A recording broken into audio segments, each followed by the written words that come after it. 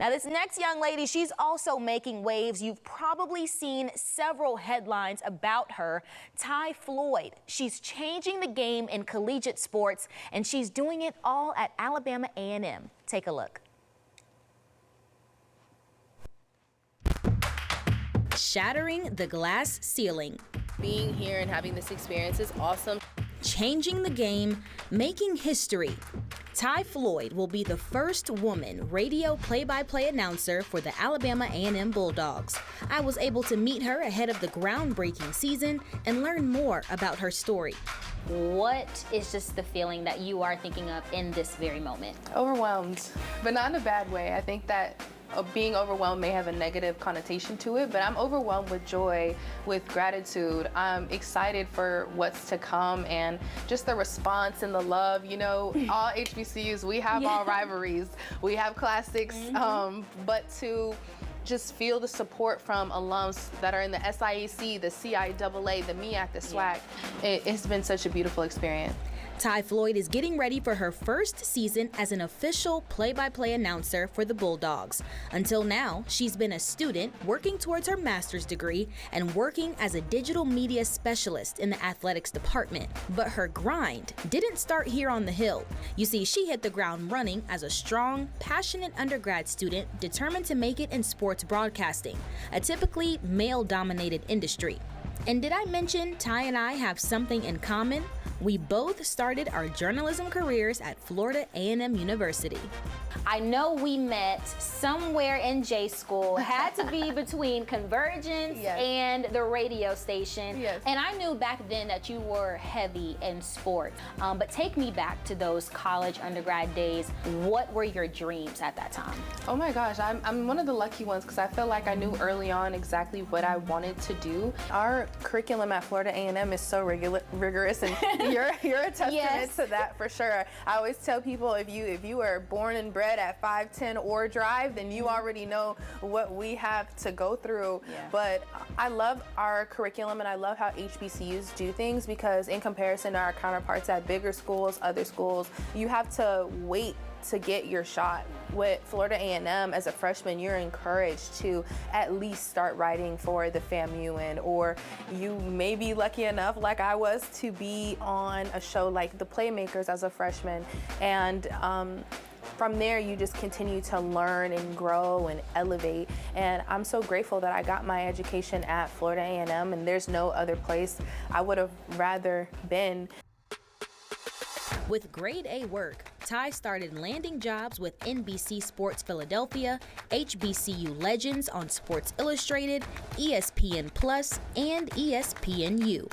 Ty says she grew up in a sports household, and her father, Super Bowl champion William Ali Floyd, played an integral part in her love for the game. Was he the fire that ignited that flame? Absolutely. Growing up as a kid, my dad would often take me to work with him at Universal Studios for his show Gridiron Greats. Cool. And I remember seeing him get his makeup done, seeing him talk about sports, and people at school saying, "Oh my God, your dad's on TV, that's so cool." And he definitely ignited that for me, and also just his robust passion and knowledge for the game, he definitely put that on me for sure. Now that she's making her own way in the sports world, her Saturdays will look a little different, moving from the sidelines to the press box, and she's got plans to take the broadcast to new heights. We have some visual elements we're also working on, so it's not just radio. We can also combine it with social media, and I'm really excited for that too, because I think it'll be more visibility not only for myself but for the program.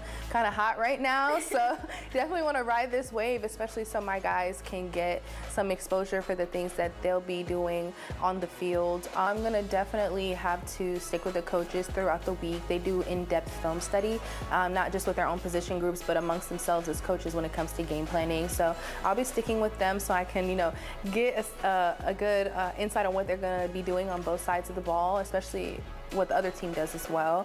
I want to make sure that HBCUs feel well represented, women in sports feel well represented, my mentors know they did a great work in me, and then that the little babies can look up to me and be like, wow, I want to do that like her, I want to step into the realm of play-by-play.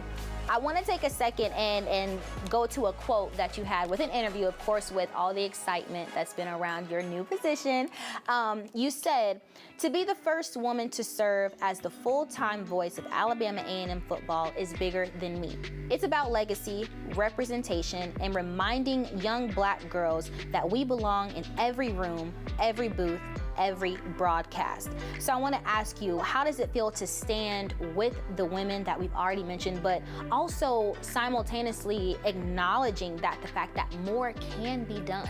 Yeah, I mean, absolutely. I'm very excited for this opportunity. I'm excited about it. I think that this is great and it's historic, but a small part of me is like, wow, in the 150th year history of this school and other schools around the HBCU landscape, I'm the first. In 2025, that's a little crazy to me. Even when I look at maybe at the network level and see, you know, other women like Tiffany Green and Beth Mowins, it's a very small window. And so I think that having someone like me who know that, hey, it's real, that the journey and the grind is real, but also that there's so much beauty in keeping yourself going. Yeah. is amazing. And so I'm really grateful to be that. And I hope that while we are so excited that I'm the first, I won't be the last.